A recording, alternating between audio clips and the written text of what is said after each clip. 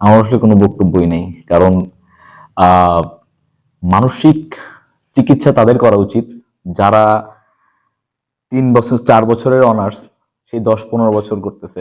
এখন রানিং ছাত্র দলের যিনি রানিং আ আহ্বায়ক আছেন, উনি আ উনার বয়সে যারা আছে তাদের এখন ২ টা করে বাচ্চা হয়ে গেছে এবং একটা বাচ্চা বিয়ে দেওয়ার বয়স হয়ে গেছে। সো আ আমার মনে হয় না যে কোনো সুস্থ মস্তিষ্কের মানুষ এক জায়গায় এতদিন স্টে করতে পারে।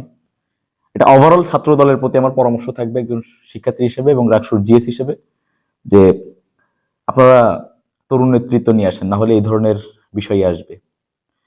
কারণ আহ, মানসিক স্বাস্থ্য কেন্দ্রে তাদেরকে নিয়ে যাওয়া উচিত যারা এখন মানসিক স্বাস্থ্য কেন্দ্রে আপনি বলবেন যে আমার মানসিক স্বাস্থ্য কেন্দ্রে যাবে, কাকে নিয়ে যাবে?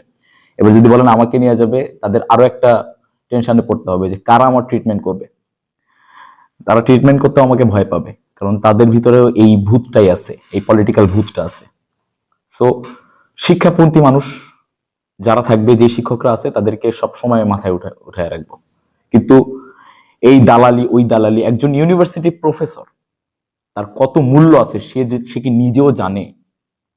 সে জেলা জিয়া পরিষদের আহ্বায়ক, সে ক্যাম্পাসের ভিতরে নিজের নাম ফলো করে প্রচার করতেছে।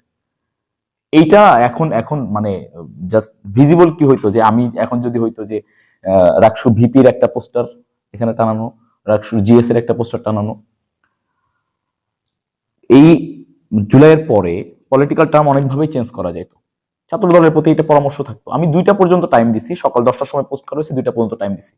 ছাত্র দলের মস্তিষ্কে যদি এটা থাকতো, এটা ভুল হয়েছে। অনেক অনেক তাদের নেতাদের দেখলাম যে তারা এটা পোস্ট করছে, মানে কমেন্ট করছে যে আসলে এটা ঠিক না।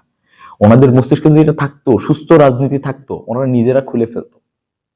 স্যার এটা করেন নাই, এটা ঠিক করেন নাই আপনি, এটা উচিত ছিল। তাহলে এই বিষয়গুলা এত দূর পর্যন্ত গড়াইতো না। তারা কাকে ভয় পায়? এবং তারেক রহমানের স্বাগতম জানানোর ব্যানার ছিঁড়ে ফেলা হয়েছে।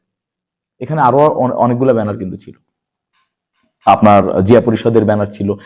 ব্যক্তি নামে, যেই ব্যক্তি নামে যে যখনই আপনি একটা ব্যানার টানাবে, তার মানে তার রাজনৈতিক উদ্দেশ্য আছে। এই মানুষটা আপনি আপনি দেখেন, আমি জাস্ট আপনাকে মানে লাইভ এক্সাম্পল দিচ্ছি। এই মানুষটাকে তার যে ডিপার্টমেন্ট, সেই ডিপার্টমেন্টে গিয়ে খবর নেন সে টিচার হিসেবে কতটা পারফেক্ট।